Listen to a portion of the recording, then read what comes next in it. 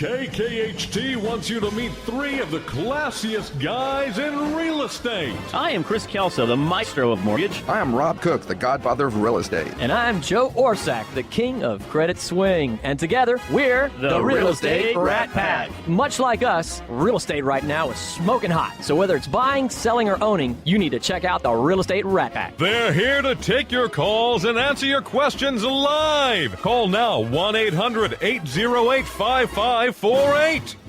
And now, the Real Estate Rat Pack! And good morning! Good morning. How is everybody this morning? Pretty good. What have you been up to? Well, I'm up here at the show, and we've got an exciting show, so I think we'll move on with it. Do you have any shout-outs you need to do this morning? You know, the one thing I tell everybody is it is the holidays right now. There are a lot of toy drives going on. We personally have one going on trying to raise money and toys for not only the DePelchin Orphanage out in the Richmond-Rosenberg area, but also some toys that we're raising for some additional kids coming in from some areas of town. So, you know, if you want to and if you can, you see it in your hearts, you know, look at the Real Estate Rat Pack website, contact us on Facebook, wherever you want to.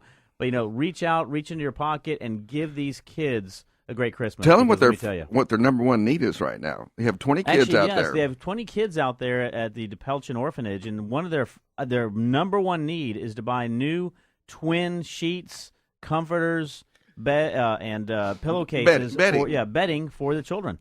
Absolutely. And you don't think that's their number one thing they want for Christmas? That's pretty basic. Exactly. Very basic right there. They've got 20 kids right now, ages from between 5 and 12 years old. And all they want to do is sleep in a nice bed. They've got the beds. They need additional bedding right now. You know, next year we're gonna have to be more responsible and actually put that on our website. Yes, that is Somebody should correct. look into that. But we have a great show planned for today. We do have a great show planned today. We have a great variety of guests. We have, There's some fun stuff to talk about today. I would absolutely agree. And we're starting off with something that I have never heard about before. Yes, but was very interesting when it was brought up. And in fact, I Joe saw a video. One of my referral partner buddies sent me an email about his nephew, right? Correct. Yes, Correct. And he goes, "You guys need to have him on your show." And I thought he was just, Well, could you say who he is? Plugging his, nephew's company. So, but I watched the video and I was blown away. I was like, Ed Camp is a good friend of mine, and I watched a couple videos actually. And I was like, man, this guy's got crazy energy, and just the story, all that stuff, which we're going to let him tell. We have to have him on the show. It was such a cool idea, and it fit into what we do. And here we are at the holidays, and it's all the things you forget about. And, who wants to go through the effort of clearing out the garage and getting ready for Christmas, doing garage sales? Who would think about having to do that themselves? I would never do it. Consequently, it's something we might need to do to clear out that garage before Christmas so we can, take all the new stuff, bring it into the house, and all the old junk and put it out in the garage. Well, we know how that all works. When you buy Kim that new house, you'll have to do the same thing. Yes. I worked at it. And here we have a completely unique, I've never seen it before, kind of a service, and the guy just had so much energy. I'm like, we got to have him on the show. Ben, tell us who you are, company name, all that sort of thing. My name is Ben Weissenstein. Company's name is Grand Slam Garage Sales. So we run garage sales for people from start to finish. People call us, say, hey, we've got all this stuff we want to get rid of. We come to their home, take it out, organize it, price it, sell it, and run the sale for them. You do the whole darn thing. Exactly. They say, we have this stuff we want to get rid of, and we take care of it from there. So we, say... They point you to the garage, and they're done. Exactly. you literally tell us what you want to get rid of, and we'll do the rest. Advertise, set up, manage the sale, do it all. Awesome. Now you do it right on site? Yeah, we do it on site. So we take it out of their house, set it up on their driveway, and then run the sale right there. Mm-hmm. Now, how is there any restrictions as far as HOA and stuff like that? How do you get around that, or what's some of the conversations that take place? There are a few areas like Meyerland that don't allow garage sales, River Oaks as well, but most areas do, such as, Bel Air, West University, Memorial. They have some hired help to talk to the HOA board, you know what I'm saying? Exactly. Okay, we're going to have a garage sale. It's going to be good. You're going to like it. We bring in the Rat Pack to help us out. We got Vito over there. Exactly. That's how we normally do it. The Italian American Society, please do not contact us. Please. I got you covered there. Yeah, awesome.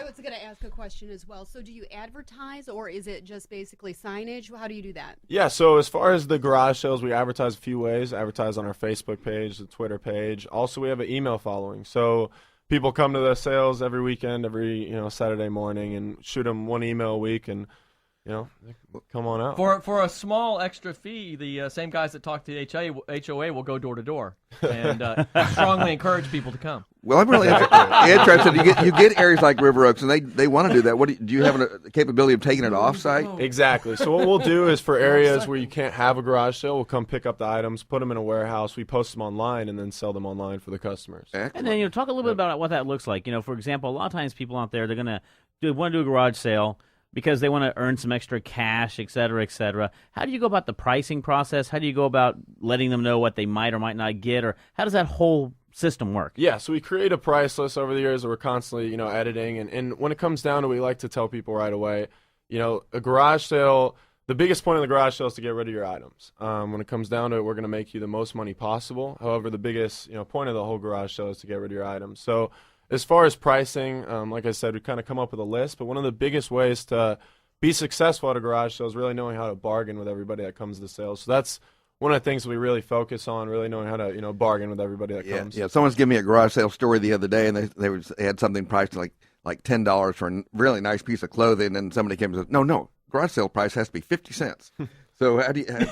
No, really. And they kept saying, no, 50 cents. It's a garage sale. Yeah, we actually even have a policy where we can't sell anything less than $1. That kind of lets us stay away from that. And the thing is, people are going to garage sales looking for deals, but at the same time, they are willing to spend money. So it's kind of about trying to give them a deal, but at the same time, getting a good deal for us and the customer as well. Yeah, I saw some of the crazy videos. I even saw y'all's. What was the crazy the name? Little flip one? Yes, right. So part of it is having a dynamic of fun and being, playful with people and all that sort of thing and creating an experience. Most of the time you go to a garage sale and it's just the person that please just take it. Just get this out of my garage. That's what's really in the back of their head when they're having a garage sale. So the person that says, I'm selling this for 10, they're like 50 cents. Just $1. Just get it out of here, that kind of thing. But if you have a crew who's there to really, monetize what's going on there and does this for a profession, man, you can get a lot better price on your stuff. And that's the feel I was getting from the videos of y'all having a lot of fun with it and that type of thing. Exactly, and the more fun you have, the more money you're going to make. It's obviously important to be professional, but when you're fun and you're making the customers laugh, they want to buy more. Well, so. Ben, I'd like to have some history here. How did you start, and how did you end up on Dr. Phil's show? Well, I had a lot of issues, so I had to go on Dr. Phil's show. It was an intervention. So he turned it into a sales opportunity. Exactly. So I had to turn it into sales opportunity. I really want to turn my life around. And, if I can talk about my garage sale thing for a minute, I'll feel a lot better. Exactly. So my mom had a garage sale in 2004. My friend helped her out, and I've always been an entrepreneur. I was, running lemonade stands when I was 4, and then I had Ben's Job Co. when I was 7, doing odd jobs. And my mom said, you could help people out and make money at the same time by running garage sales for people. I had no clue how to run a garage sale, but I kind of wanted to go about it, put up a few flyers, got our first job. At our first job, we got our second job, and then started getting calls from press, and we were in all the local news, and then, randomly got on Dr. Phil. They just contacted us, and, that's kind of how the ball started rolling. That's pretty interesting. Yeah, we've been calling Dr. Phil to have us on, and can't get it done. But he was on Dr. Phil, but now he's on the Real Estate Rat Pack. Yeah, and let me tell you, that means this is the real deal. You see the order, the progression. Yes, it's a natural progression. To the top. I'm going up. That's right, rising to the top. Yep. Question for you. What about the people that? Thank you. What about the people that really don't want the garage sale, but they want to get rid of their stuff? More like a charity kind of thing. Would you ever consider that? Getting a call from somebody that says, "Hey, I've got a bunch of stuff, but I don't want the garage sale, but it's good stuff. I don't want it to just go to the trash." Would you ever pick that stuff up and do a charity kind of thing? Go ahead and sell it online, keep your part, and then put it into a charity? Yeah, we actually do run garage sales for charities and give a discount for that as well. And then as far as that, if somebody is not allowed to have a garage sale or doesn't want to have a garage sale for whatever reason, we'll come pick up the items, put them on consignment, or we actually work with a few companies where we'll pick up items and then bring them to homes for people in need. Wonderful. it's Yeah, another describe thing we what when you say an online. Tell me what the format is. You have a website that Yeah. It's people not can go eBay, to. is it? Yeah, we use eBay a little bit, call not it- much. We use Craigslist a lot. That's our main gosh, source. Craig- Also, our email following. We'll send out pictures of items to our email following, Facebook as well. And we have a website right now that we're working on editing so we can start posting items online on our website as well for people to shop on our website. Excellent. You know, it's really neat. You know, one of the things, in fact, there was a show one time on Discovery Channel. It was something like, backyard finds or something like that. It had to do with individuals that their only job is they go to garage sales to find opportunities to buy something that can potentially turn into a great, profit in the future. And it's amazing seeing some of the things that actually go on sale in garage sales that you can pick up relatively cheap that are big finds in the future. I mean, what are some of the things that you see out there? Or what are some of the things that maybe people don't put as much importance on that you tend to look at and go, wow, you can get a lot more for that? The funny thing is you really never know. And so the biggest thing, and anybody can do this, is to look it up online. So you see something you're not sure, look it up online. But, truth is we've seen everything from collectible coins to fishing rods that are, worth a lot of money that you would have never thought. So point is, there are a lot of different types of items that are worth money, such as, that you would never really think are worth anything. Oh, yeah. But, yeah, I'd say the thing that surprised me most was we had a fishing rod once that was worth, I think, $400, and if I eyeballed it, I would have said it was worth $20. But after looking it up, it was some special edition fishing rods. So Well, the old fishing lures, those old wooden Smithwicks and things like that, people have them in there, and they don't realize that those things have some value because they don't make them like that anymore. exactly, You get those calls where the guy's like, I need to move some of these paintings. I got this feller signed it. It's Picasso or something like that. So what was what was the most, Picasso or something. I don't know what that is. what was the most unusual item? funny that you looking sold? stuff? Most unusual item. It's a hard question. Oh, no. I get that question a lot, and I never have a good answer for it, honestly, because we just see so many items. But if I had to say, And you do. You're required.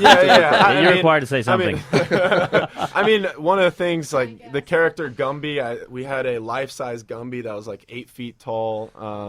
So that would probably be up there. And if that didn't come first in your mind, then I'd be really curious to see all the other items. If that wasn't yeah, more- some of them are not appropriate for the radio. Okay. So, exactly. It was gold-plated. Wow. Considering it's the holidays here, Christmas is coming up in a short amount of time. Do people still have time to get in touch to you to say, "Man, I want some extra Christmas spending money. Come clear this junk out and get rid of it"? Yeah, if they want to have a garage sale, we're booked up for the rest of the year right now. But we do offer other services, moving and item removal and consignment, which we can still do the rest of the year. And otherwise, we have openings coming in January, and we're going to be running garage sales all throughout 2014. So for all the people that blow all their money at Christmas time and need oh my God, replenish. the lights are going to get shut off, baby. Yep. We need to sell something fast. call Grand Slam Garage Sales, and the lights go off. There And you what go. does the typical, as far as time frame, how does that typically look, right? So someone engages with you. What does it look like as far as contacting you, you doing an inventory, putting everything up for sale, and then clearing everything out? What's that sort of look like? Yeah, so it depends on the time of the year. Normally, we can do it within 3 weeks, meaning if you contact us, then we can get your sale scheduled within 3 weeks. Sometimes, if we're too backed up, it might be closer to a month, but there are a lot of times where we can fit people in also. So if there's a situation where somebody, has to move out, and so they need to have a garage sale next weekend per se, we'll always see what we can do to try to fit them in. Gotcha. And then as far as the rest of the process, we come to their home the day before, set up, and then run the garage sale the next day, always on Saturdays. So kind of capsulize what you have a number of services all related to having item removal, item sale. Why don't you kind of go through that list of what everything you do? Yeah, so there are a few different ways that people can, get rid of their items or have help, moving the items. So we'll move items from one house to another, or if you want to get rid of them, if it's trash, we do charge to remove it. However, when we pick up trash and we charge, if there's stuff that we find that we can resell, we'll credit that as well. And then also, if somebody doesn't have enough for a garage sale, and let's say they have, a leather sectional, for example, that they want to, get rid of, what we'll do is we'll do one of two things. We'll either offer them cash and buy it outright and then resell it, or we'll bring it to our warehouse, post it online, and put it on consignment for them. So there's a few ways it works. Well, we want you to stick around, but we're coming up on a break here, so let everybody know how to get a hold of you for all those folks that are wanting to schedule something with you. Yeah, so you just got to call the Rat Pack. No, it's Yes! We coached him. It's www.grandslamgaragesales.com. The number is 832-713-8590, or you can email us at info@grandslamgaragesales.com. That is awesome. GrandSlamGarageSales.com, 832-713-8590. We're coming up against a break right now, but stay tuned. We'll be right back.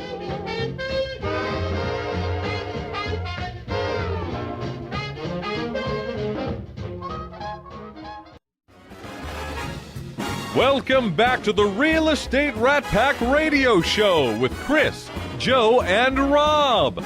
The crew is taking your calls, so dial in at 1-800-808-5548. And welcome back to the Real Estate Rat Pack Show. You know, time flies when you're having fun. And we are having fun. That sounded so serious. We are Time having flies. fun. Well, You know what I you mean? know, fun. our next guest, I've known for a good while, a great realtor with Keller Williams Premier out in Katy, Tim Sojka. Welcome. We met at Welcome to the show. same barbershop. I got to tell you, I feel cooler just for being here. Yes. Well, your coolness level has gone up. Oh, way at up. least, you're probably hovering around a 9.5 now. Yes. With absolutely. I actually have some earring stories, but again, not appropriate for radio. All those, realtor sites that measure your, online Coolness. status and all that sort of thing, clout. No, your scores have already shot way up. Just the fact that I have a haircut like yours. That too. Yes. That too. Well, one of the things that you see, and I tell everybody, Tim is one of the top agents within the Keller Williams Katy area, and what's amazing is everyone knows him because of one of two things. Number one, the image that he portrays associated with your cards, your logo, etc. Number two, the great car you drive around. It's funny. The car actually gets me out of a lot of tickets because I do get pulled over for driving quickly sometimes. It's see Tim sell your home fast, and I see Tim sell your home eventually. We do everything fast. So when the officer occasionally pulls me over for speeding, they usually ask me, they go, "Sir, do you know you're speeding?" And I go, "Are you sure it was my car?" And if you can make the cop laugh, you got a chance. And our officers are wonderful, and I appreciate them wanting me to slow down. I need to do a better job for them. I can imagine you just tell the officer, say, you're looking at Tim sell a home fast. I got to get there first. Absolutely, yes, sir. That is funny. Well, Tim's got a great reputation out there, and he's got what I call it the clown card. Yes, sir. It's completely wrapped, and Right. It's distinctive. You can't miss it. Give us a little background, Tim. Is how you got into real estate, how you got started, and how you ended up building this amazing team. I have a real blessing. I have just the wife of my dreams, and I have this beautiful daughter. And one day, my daughter came home, and she had this funny image drawn of me with my glasses and my beard and my tie. And I was thinking about getting into real estate, and I always found it funny that realtors put their picture on their card. And I personally didn't see a lot of value to putting my picture on my card. So we had this really funny image drawn, and my wife and I are having a conversation. I said, wouldn't it be funny if we put this ridiculous image of me that Abby drew on our card? And my wife said that would be funny. And we called my father-in-law, who was a broker, and we ran it by him, and he said that's the dumbest idea in the world. Perfect. And if your you knew that was the right thing to do. If your father-in-law hates it, you kind of got to roll with it. Absolutely. And so you got into real estate in 2005. Kind of the neatest thing, we haven't been in this very long. We got in at 2005, and I sold 76 homes my first year. And I remember saying to myself, well, this is easy. And this is not. And then the mortgage crisis came, and then it became a little harder. But it was really interesting. The one thing I found in real estate, if you really worry about money, you're not going to make any. But if you worry about putting other people's needs ahead of yours, people get caught up in our marketing and people get caught up in our humor. But I think anybody who builds a good business from Grand Slam here to all of us in the room, you put other people's needs ahead of yours, and your business is going to soar. It's I would say the highest calling you can have in life is to be in service of another human being. Period. Absolutely. I would Period. agree. And I think anyone who approaches it that way will be successful. Period. Absolutely. Hey, while I'm here, before I forget about it, the Tim Sell team will donate $250 to your charity. Awesome. Thank Yay, you very thank you. much. That is awesome. That is really good. Well, thank you very much. Because, one of the things we tell everybody is during this time, obviously the holidays, it's extremely important to be able to give. And your donation is greatly just a lot of appreciated. Man, I forgot to mention the March of Joe. Yes. The March of Joe. Wow. Tim, Unijoe. I've got a couple good foundations. That and you obviously sell a lot That's out there. awesome. What have you seen in the market here recently? Obviously, you mentioned you got in 2005. Great years, 2005, 2006, 2007. All of a sudden, the mortgage crisis came. Describe a little bit about what's been going on here recently. The most interesting thing that could happen to the market, I think, happened to it. The market was literally in 2005, 2006. If you could fog a mirror, you could buy a house. You remember those times. I remember those days. Yep. And a lot of builders got caught with a lot of inventory on the ground. Right. And when the mortgage crash came, a lot of people went out of business. And I mean, a lot of builders went out of business. Oh, yeah. And the builders that were left got tentative. So in 2008, 2009, 2010, they didn't know it, but they weren't building to the jobs that were being added to this market. Correct. Well, in 2011, for every 12 jobs that hit the market, only one house was built. Well, for every 2 homes that hit a market, you're supposed to build 1 house. So for every 12 jobs that hit, they only built 1 house. So now they're behind. Right. In 2012, for every 4 jobs added, they only built 1 house. And people go, they got caught up. No, they didn't. They fell further behind. Right. So that article came out in January of this year in the Chronicle that said, "Oh darn, we're out of houses." Notice I went with darn there. That was nice. Yeah, thank you. And and the station thanks you. and when that article came out, you just saw the market blow up. Well, what people don't know is the builders hadn't caught up yet. Right. We're going to see a rush on houses for the next 3 or 4 years. The jobs are coming here faster than the builders can get inventory on the ground because they don't have enough trades. Right. So I think for the next 3 or 4 years, we're going to see an unprecedented run in this area. I agree. And there was also a little bit of lack of land available for the longest time. The developers had stopped putting land on, or developing the land on the ground, haven't acquired any new subdivisions. So one of the things we're seeing right now is there's still, as you mentioned, there's still that little delay because now we're just now seeing the big tracts of land coming on board, getting developed, obviously putting utilities in, et cetera. And that's not a process that takes one day to the next. It's a year in the making, at least on some of those companies things. like the Johnson Corp, things like that, they're starting to come back up. But, a big part of that slowdown was lenders. Absolutely. Lenders were not lending to builders. So therefore, if they can't get money, they can't build. It's that simple. And I can't stress, the market still hasn't caught up. Right. The right house hits the market. We don't have 1 or 2 offers. We have 10. Right. Now, there's some homes that'll sit on the market a little longer because people may be a little more ambitious than even the market. But if you get your home priced right and you have power marketing behind it, if you have the right real estate professional behind it and some power marketing, you're going to sell it quick. And you mentioned pricing right. One of the things, obviously, you're an expert in selling homes. Right. And one of the things I always like to ask is, let our listening audience know it's still important, even with multiple offers and everything everyone hears out there, right? It's still important to approach it right and to price your market and your home right to the market in which you're selling it. I think there's only 3 things that sell a house, and none of them are realtors. And there's realtors out there screaming at me right now. It's only the opinion of our guests. It's not the opinion. The 3 things that sell your house are price, market, and condition. That's it, period. Right. Now, if you get the right realtor, he can get you more money for your house, and he's going to market really hard and help you sell it quickly, which is more money in your pocket, and get more for it. But those 3 things, price, market, and condition, a good realtor knows you're hiring us to be the toughest negotiator and the best marketer for your house. But price, market, and condition are what truly is going to sell it. Yeah, but if you distill it down, it's price. Because if it's a slow market, but you price it cheap enough, you'll sell it. If it's in bad condition, but you sell it cheap enough, you'll sell it. So you really get down to very definitely a price. An ugly $300,000 house is usually a gorgeous $260,000. Yes. I can make it work at $260,000. Well said.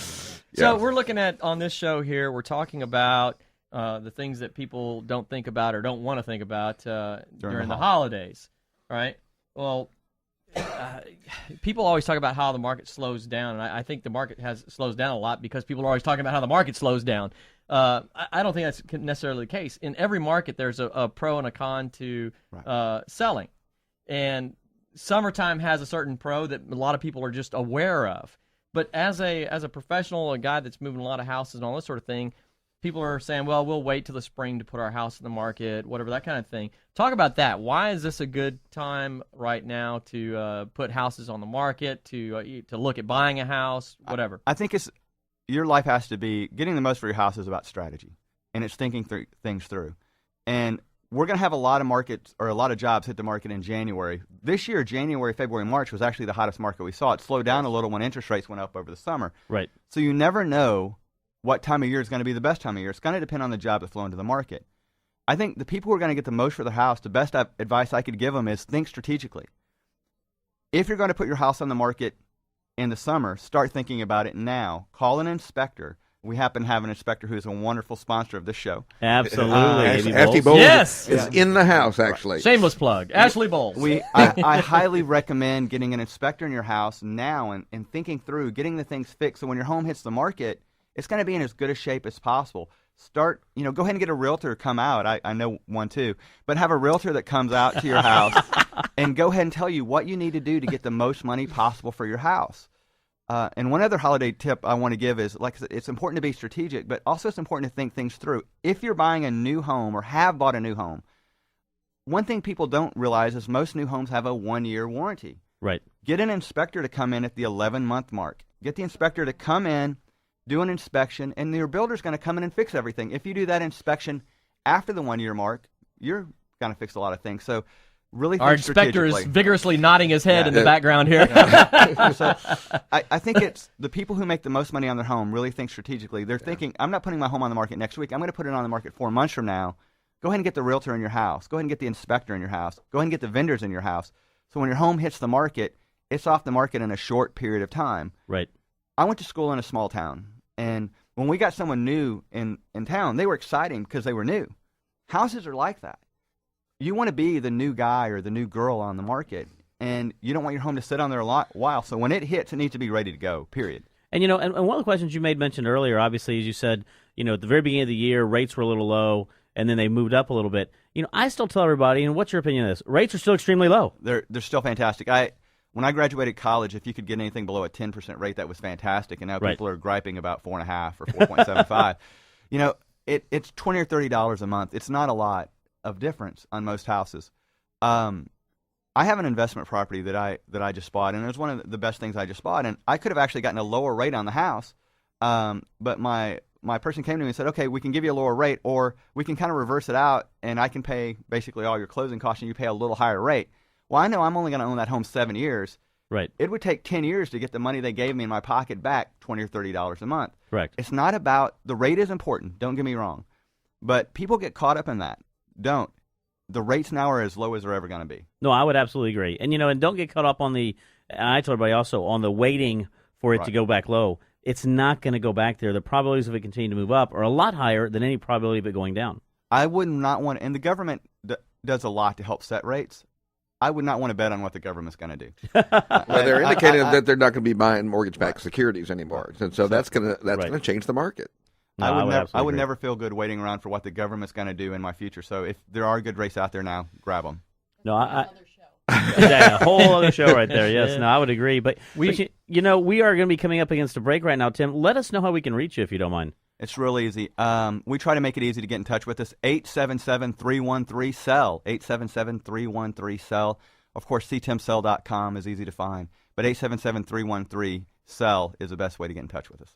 And that is also C. Tim Sell. By the way, I think it's incredible. Thank you very much for the donation. $250. That's going to the DePelchin Orphanage that we're going to be doing. Would you be available to actually go down there when we do that? It's probably going to be in the coming week, maybe. We're going to present personally. And present everything personally. We'd love to have you with us, by the way. I will do my best. It depends on if I'm out servicing a client, I can't. But if I'm not, I'd love to be there. Absolutely. Well, it's the donation and the effort, That's let me awesome. tell you, it's truly appreciated by us here and everybody within that organization. So we're coming up against a break right now, so stay tuned, and we'll be right back. My heart won't let my feet do things that they should do.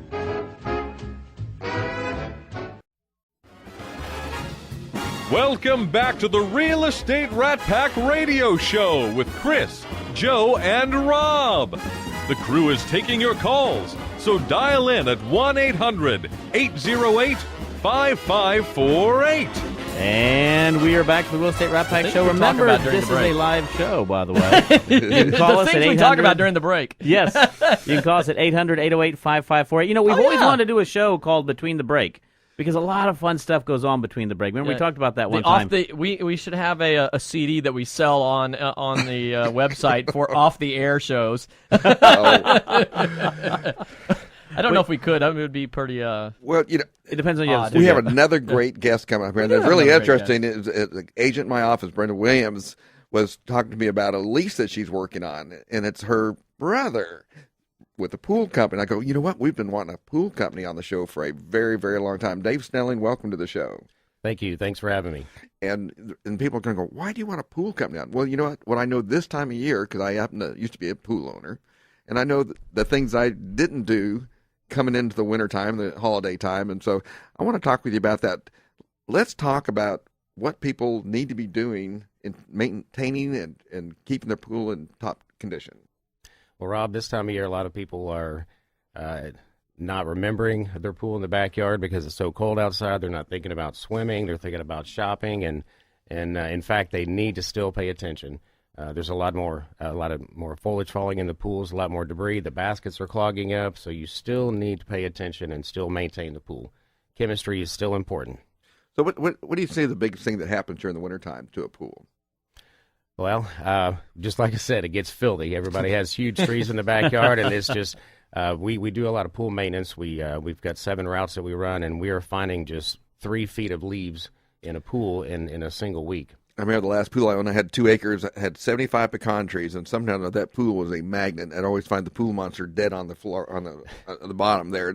So I was constantly having to do something. But something about having that many leaves in the pool also seemed to change the chemistry. Is that a factual statement? Yes, it certainly does. pH can change. It certainly consumes chlorine.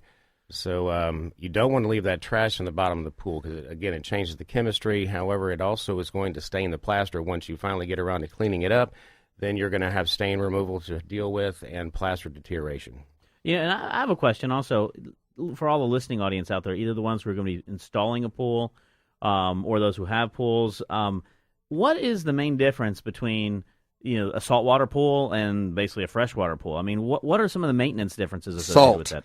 Salt. That's one of the primary differences. Yes, I'm an expert. Well, some people say I have a saltwater pool, I don't have a chlorine pool, but in fact, you do have a chlorinated pool because when you put the salt in the pool and it goes through the generator, you are producing chlorine. It is a more pure form of chlorine, so it's much easier on the skin, on the eyes, and the hair. So it's a good thing to have saltwater pools. And maintenance-wise, how does it differ from a chlorine pool, a traditional pool? Well, you're not having to handle the chlorine, which is a big factor, or store it at your house. Because if you store that in your garage, your breaker boxes and your cars and everything can rust if you're storing chlorine. But with salt, it's non-corrosive in the bags. You don't have to apply it near as often. Every month, once a month or so, you'll have to add a bag or 2. Is that a do you see people trending towards that more now? We really do. It's becoming a up-and-coming thing. A lot of the new pool builders out there are selling those machines because, of course, they want to make money on the machine, but it is a healthier swimming environment. That's cool. Go ahead.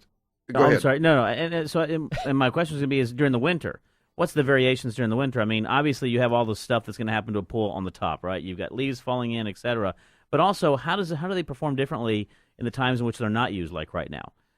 Is there a major difference maintenance-wise you have to consider? Well, again, the cleaning is more important. The chemistry changes are occurring less in the winter because the heat's not there. You don't have the swimmers in the pool. Again, you still want to check your chemistry at least once a week just to check it and see how you're doing. And if adjustments need to be made, you still need to do it. Don't put it off. Right. Well, I've got a good question for you. As a woman, most men always believe, I can do it. It's like asking for directions. So as a woman in trying to make sure a pool doesn't turn into a swamp and it's Christmas time, how can us ladies get a gift for our husband of an annual monthly pool cleaning service? That is a great idea. I just want all the ladies out there. I just want to mention that this is one of our frequent guests, Gina Devers with Devers Delivers. This is not Joe doing a female voice. I just because she's using my microphone over here. I don't want to confuse anybody. Joe, we're not the least bit confused. We didn't introduce her. The folks out there on air are going, I wonder if that's Joe. Who is that over there? That's a good question, Gina. We're almost twins, though. Yeah, we get confused all the time. Well, if you're a pool owner, you've got to decide with your work schedule and your family and everything that's going on how much participation you're going to have in maintaining your pool. So are you going to check it once a week or once a month or every 6 months? You may need to think about a service like we have where we do come out and take care of it every week. We've got some people that are, just have us come out once a month and just check behind what the husband's doing. and be sure he's doing his job chemically. The pool may look good, and this is what people don't understand. You may look out and your pool may be blue and sparkling and have a wonderful appearance, but in fact, the water chemistry is very acidic. Well, in Houston, according to MLS, we only have sparkling pools. Right, yeah, that's true. Yeah. That is true. So, but chemistry, again, I keep hitting on that. Your pool can look very nice, but in fact, your plaster could be etching right before your eyes. Yeah, I have a quick question about salt water because I had, I don't know if this is urban legend or fact, is that salt water, the equipment has to requires more attention. Is that a fact? Well, there's a couple of other pieces of equipment that do need attention. There's a salt cell that needs to be cleaned periodically, about every 3 months approximately. Just has to pull it out and you soak it in an acid solution and pop it back in. It's not difficult. So it's not like a huge undertaking to maintain a saltwater pool versus just a straight chlorine pool. Okay. Not at all.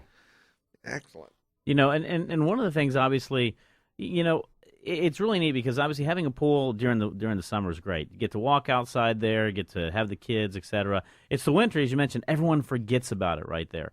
And a lot of times as a guy, you want to do everything, but it is important, I think, to have somebody like yourself, an expert, go in, even if I am involved with it on a weekly basis, to at least go by and make sure that there's a lot of things that can happen that I can oversee, that I can forget about in reference to pool equipment, in reference to maybe I'm not seeing some of the new trends that are coming up in regards to looking at how to maintain that pool or what my pH levels need to be.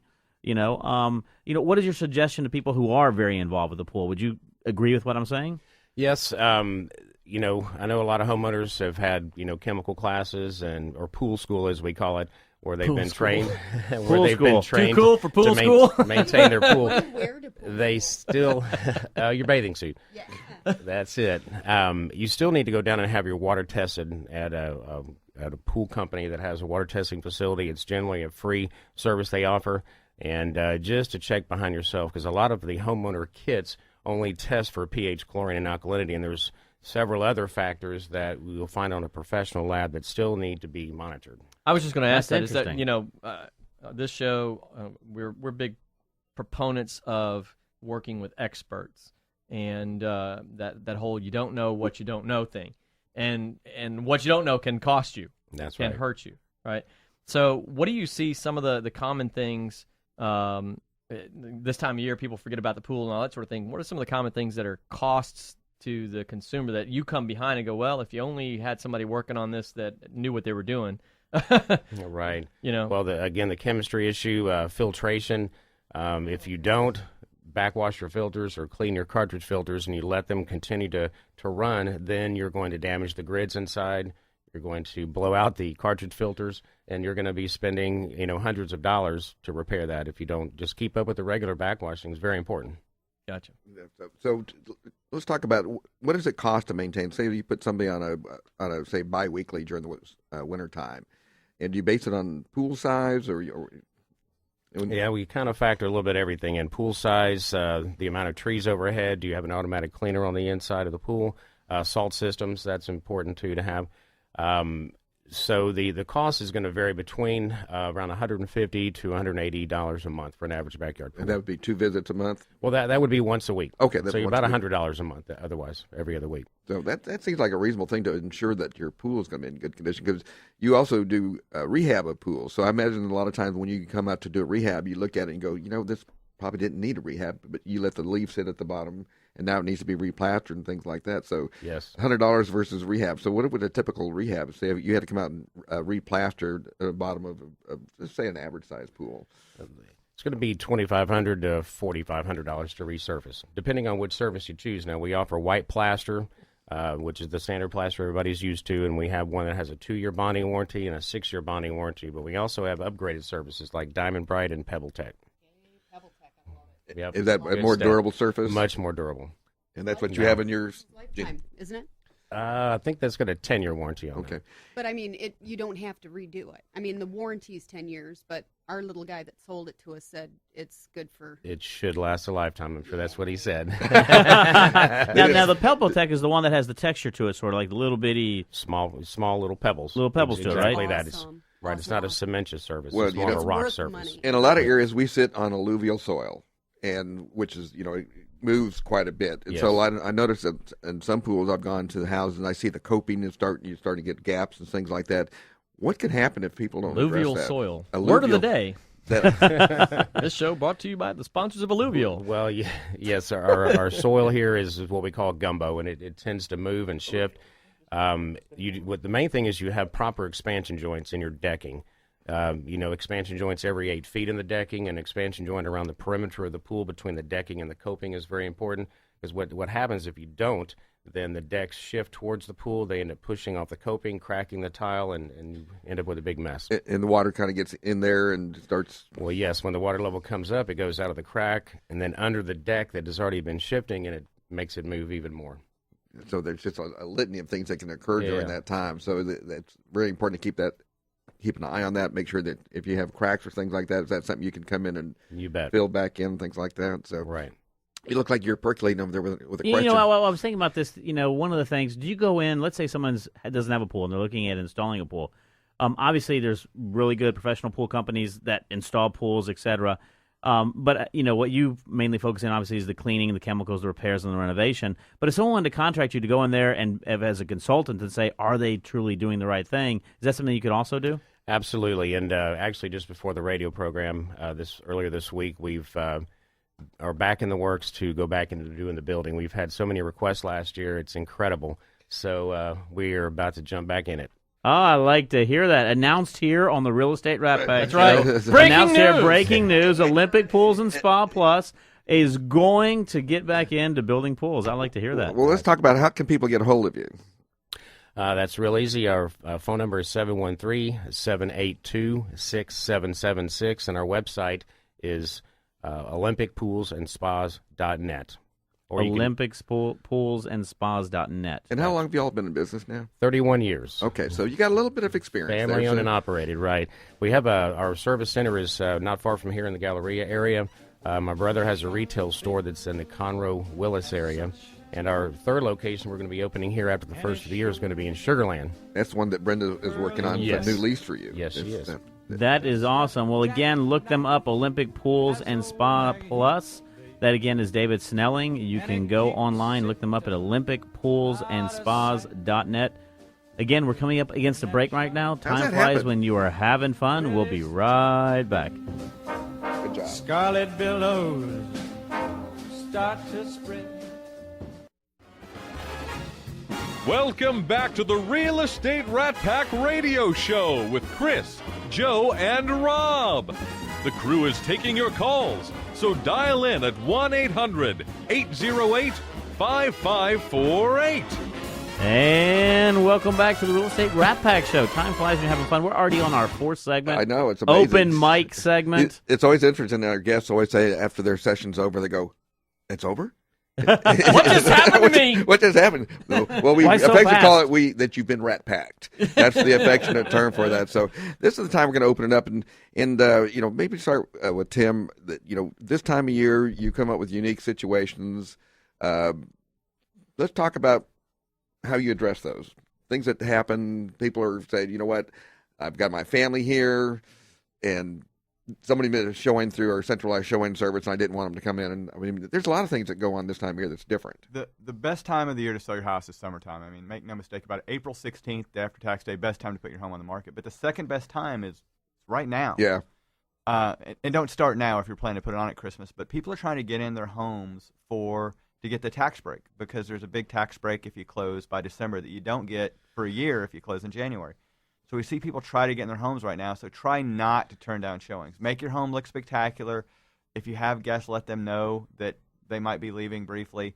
If you have a Christmas party, right, set that time aside. But besides that, realize that this is the second best-selling time of year, and take it really seriously. Yeah, because when does a house look prettier? When it's fully decorated. Absolutely. Yeah. And one of the things also that's coming up, 2014, I think it's going to be an incredible year, but there's also a lot of changes going on in the mortgage industry. Again, as of January 10th, 2014, new changes come in called qualified mortgage. That's going to actually have another impact, right? If you go back to about 2 shows, we talked extensively about that. Is correct. So you're going to have that. So, I always tell everybody the best time to buy or sell a home is when it's best time for you. Not when everybody else does. But as Tim was saying right there, there are certain times in which you can maximize it. And just because it is the winter time right now and you're in Christmas doesn't mean you need to hold off on anything.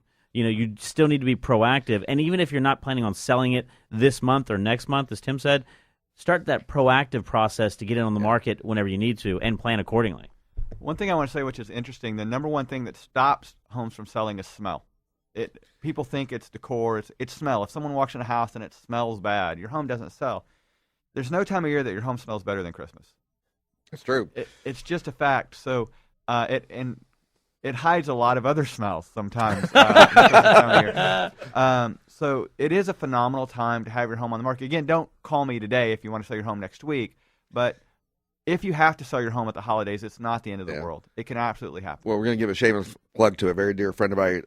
Vaughn Peterson has a company called Clean Air that's a catalytic process. It can get out all odors at any time of the year. So they do a great job. Yeah, so keep that in mind. So let's talk to Ben a little bit here. You've probably been through a few Christmas seasons, things like that.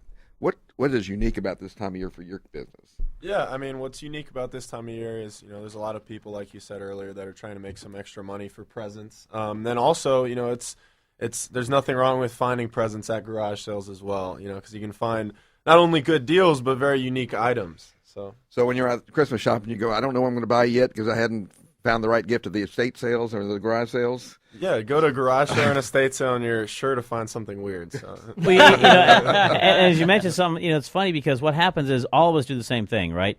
You take your boxes and you put them up in January, and then you pull them back down in November. Well, what happens? A lot of stuff accumulates, so you go up there and you go, well, I forgot I put this up here. Now I don't need it anymore, by the way. I find treasures in my house all the time.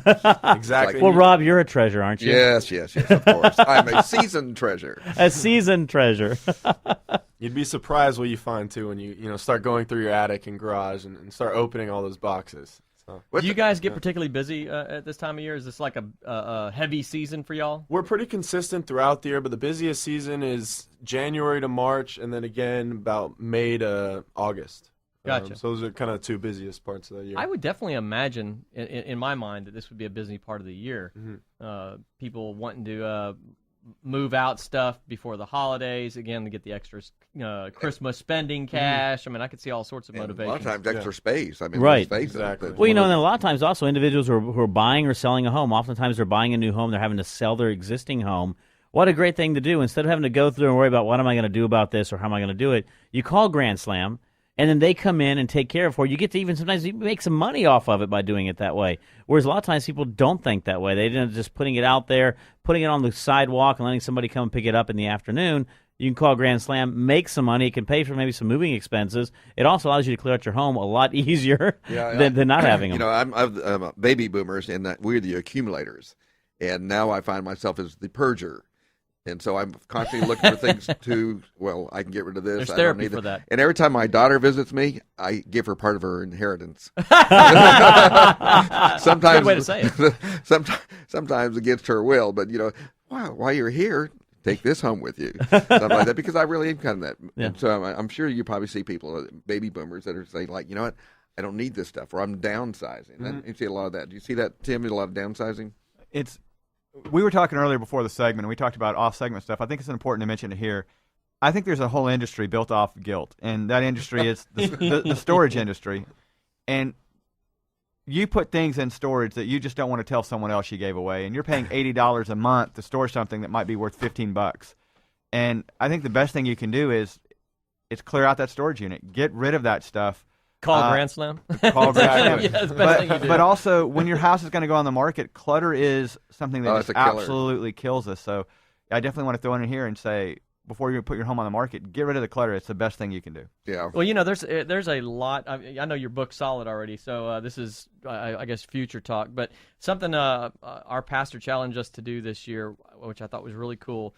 He said, whatever budget, if y'all even have a budget, think about a budget. If you don't have a budget, but whatever budget you're going to have for this holiday season for gifts and that sort of thing, I want to challenge you to take 25% of that budget and use it to sow into the kingdom. And he goes, notice I didn't say donate or give to our church. He goes, just sow into the kingdom. He goes, rather than just spending on yourself, that type of thing, look at whatever budget you had and use that to plant seeds. And what a great additional way to accomplish that by clearing out some of the clutter, getting rid of the guilt, rent-a-guilt place, taking all that stuff and finding some extra cash that you could use at this time of the year. Because there's so many child-focused charities and all this sort of thing. We're focusing on some Russian orphans and giving them some Christmas gifts this year and that type of thing. There's so many wonderful charities that pop up at this time of year, and it's so easy. You're in present buying mode to become self or family centered in your giving. But there's so many great opportunities to be outward focused and do that. And what a cool way to go about that, doing a multi-accomplishment here of clearing the house, getting rid of some clutter, clearing out the garage, that type of thing, and coming up with some extra cash that you could use to bless some other people with. And I was telling Tim earlier, because that was a very unique perspective that he has about it, because exactly what it is. I had an inheritance, I had furniture and all that, and I kept it in storage for, I'm sure it was 3 or 4 years, and I was paying more than $80 a month. It's more like $110 a month. And I'm looking at that value of what's there, and I'm going, I've just paid for this thing that I already owned. I bought it like 4 times over what its value was. I'm going, really? That was really good thinking. Yeah, no, it's depreciating in value while you're increasing in rent. So it really does make a whole lot of sense to call Ben or start purging that stuff. Of course, meanwhile, we will have to cross off the possible sponsor list, the rental places that don't call. I'm not ever sponsoring those guys. And by the way, I don't know if my wife's still listening. She's probably not, but my wife takes care of our pool at home, and we have a salt pool, and it's fantastic. It's so much better on your eyes. But not everybody's lucky enough to have a wonderful woman like my wife who will take care of your pool. I will say without us, I can't even imagine what our pool would look like, because I own homes with rental pools, and we pay people a lot to take care of them, and it's worth it. Yeah, absolutely worth it. I heard it's really good for your hair. Yeah. The saltwater pools are so much better for your eyes, though. They really are. Really? You had a comment on that? I do, and I'd like to say this to all the folks out there that are putting their houses on the market. It's very important to beautify your home and get rid of the clutters we were talking about, but if you have a pool or a spa in the back, it's very important that it shine. You can have a beautiful home, and if your pool looks dingy, it's going to be a deterrent. Tim, you got some of that. I thought he was going to jump in and say, I take care of rental property pools. And he does that too. And we do. We certainly do. In the state of Texas, it's in a lot of states, when you go around, pools don't actually help value. But in the state of Texas, they do. Pools do, in my opinion, help homes sell faster. They help homes sell for more. And it's one of the few states that I think pools are a good investment, because you can spend so much time in your pool. It's a lifestyle.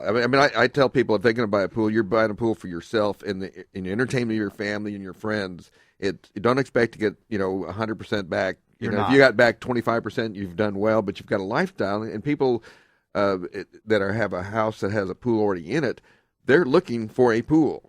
And so that it makes a house more sellable, especially the transferees, because when these oil company executives come in, what the first thing they're looking for is a pool. What was it was a show I was absent on, which is why I can't remember. What was the Scottish woman that we had on the show? Lorna, Lorna. I love the Scottish accent. She was so hilarious. She said, one of the things that people, international sales, are looking for is pools when they come here. And she goes, because 10 months a year in Scotland, we're wearing, welly boots, is what she called them. Is 10 months a year, you can be in your pool here. So it's a big thing to look for when they're coming from international. Absolutely. And it's one of the best things for rental properties, too, to have pools. A lot of people who buy investment properties don't buy investment properties with pools. I personally do, because we lease them to people who are coming in the oil industry. Their companies pay. They always pay on time. And they say things to me like, we're going out of town for the summer. Do you mind if we just pay you all your rent up front? Oh, I hate that. That would be okay. So, all right. I would encourage investors to look at homes with pools as investment properties too, because we are seeing a lot of the Nordics come over and want those homes with pools to rent. Well, we're getting pretty. We got about 2 minutes left here, so I'd like to kind of do a lightning round. So, Tim, you've already got the mic. What would you like to have people take away from the show today? When you hire a realtor, make sure you find someone who's looking out for you. Make sure they tell you what they're doing for you. Absolutely, positively, what they're putting you first. What are they doing for you to help your home sell for the most? If the presentation's about them, you got the wrong guy. Yeah, exactly. And how many months supply of homes in Katy? It's 3.1 for all of Houston. It's not much. It's probably, I want to say it's closer to about 32 days right now. Yeah. David, What would you like them to take away? Well, we didn't get to touch on this today, but I wanted to get it in. Pool safety. Be sure everybody knows how to swim in your house, including your pets. Can't tell you some of the horror stories that I have, but be sure everybody knows how to swim. Wow, pool safety. I like Ben, that. what would you like to have him take away? If you have any items you want to get rid of or want to make money off, we can help you out. GrandSlamGarageSales.com. Check us out. That is awesome. How about you, Joe? I have nothing. Yeah, nothing. Can you believe that? Merry Christmas! I want to write this down today. Joe had nothing to say. I just want to say, we're down to the last seconds here. From the Rat Pack, from all the gang here, we want to wish you all a merry and a blessed Christmas. I would absolutely agree right there. I want to thank Tim again for his donation of $250 Yes. to what we're raising for the DePelchin Orphanage. We love all of our guests. Look us up on realestateratpack.com. Until next time, we're out. There it is. That's a wrap. And you've been listening to the Real Estate Rat Pack. The question is, who's Frank, who's Sammy, who's Dean, and who's the other guy? Chris is Frank, I'm he's Dean. Dean, and I'm Sammy. Yes, that's right. Yeah. So tune in to the really big show every Saturday at 9 a.m. right here on 100.7 The Word, KKHT.